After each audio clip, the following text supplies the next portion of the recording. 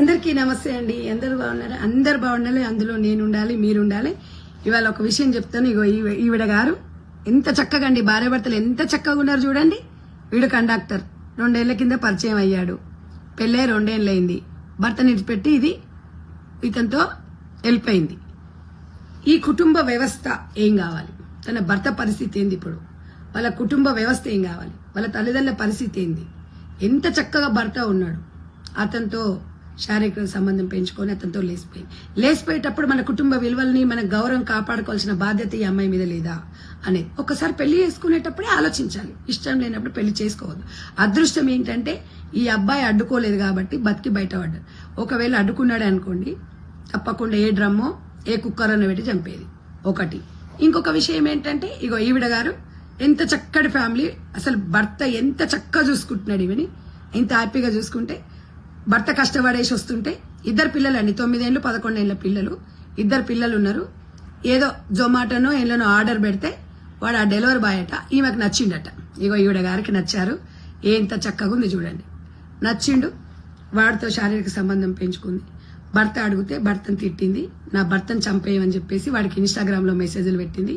ప్రయత్నం చేస్తే ఎక్కడో దగ్గర అనుమానం వచ్చిందంట భర్తకు. ఎందుకో ఇట్లా అనుమానం వస్తుందని చెప్పేసి వాడు అమ్మాయి ఫోన్ ఇన్స్టాగ్రామ్ లో మెసేజ్లు చూశాడంట. డైరెక్ట్ గా రెడ్ హ్యాండ్ గా దొరికింది. పోలీస్ స్టేషన్కి వెళ్లి నేరుగా ఇచ్చేశాడు. అంటే 2 పిల్లల్ని వదిలేద్దాం అనుకుంది, భర్తను వదిలేద్దాం అనుకుంది, వాతో లేచిపోదాం అనుకుంది. వాడికే గతి లేక డెలివరీ బాయ్ గా చేస్తున్నాడు. దీన్ని ఏం చేస్తాడు? 4 రోజులు తీసుకుపోయి మోజు తింటే పడేస్తాడు. ఈ మాత్రం తెలివి బుద్ధి జ్ఞానం లేదా మీకు? ఒకవేళ అట్లా ఇబ్బంది ఉంది భర్తతో అంటే, భర్త ఇబ్బంది కలిగిన వ్యక్తి కాదు, మంచి చక్కగా ఎంత చక్కగా ఆనందంగా ఉన్నారు. ఈ ఆకర్షణ అనేది ఏమైనా 19 ఏళ్ల పిల్లల? 2 పిల్లలు ఉన్నారు, 2 ఆడపిల్లలు. వాళ్ళ పరిస్థితి ఏంది తల్లి? ఆలోచించు. ఈ మిమ్మల్ని చూసి ఎంతమంది నాశనం అవుతున్నారు తెలుసా? మీలాంటి వల్లనే వ్యవస్థ నాశనం అవుతుంది. కట్టుబాట్లు సాంప్రదాయాలు ఏమీ లేవు, ఓ పద్ధతి లేదు, ఒక పాడు లేకుండా అయిపోతున్నారు.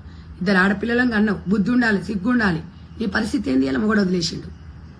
వాడు ఒకవేళ ఇంట్లో పెట్టుకున్నవాడు వాడిని రేపు చంపేస్తావు నువ్వు, కాబట్టి వాడు ఉంచుకోడు. పిల్లల పరిస్థితి ఏంది? ఇట్లా ప్రతి ఒక్క ఆడదాన్ని చూసి ఇంకొక ఆడది తయారవుతుంది. అందరు కాదండి, కొంతమంది ఉన్నారు. ఆ కొంతమంది కోసం అసలు ఏం చేద్దాం, ఎలా చేస్తే సమాజం బాగుంటుంది అనేది ఆలోచించాలి. మనం చాలా ఆలోచించాల్సిన అవసరం వచ్చింది. మరి మీరందరూ ఏమంటారు? ఒక్కసారి కామెంట్ చేయండి. ఇవన్నీ రెగ్యులర్గా చూస్తూనే ఉన్నాం. దీనికి నివారణ ఏంటి? అసలు ఏ రకంగా చర్యలు తీసుకోవాలి? దయచేసి మీరు ఒక్కసారి కామెంట్ చేయండి. చాలా బాధగా కూడా ఉంది. ఇవన్నీ వీడియోలు చేయడం కూడా ఇబ్బంది ఉంది, బట్ తప్పడం లేదు. మీరేమంటారు? కామెంట్ చేయండి.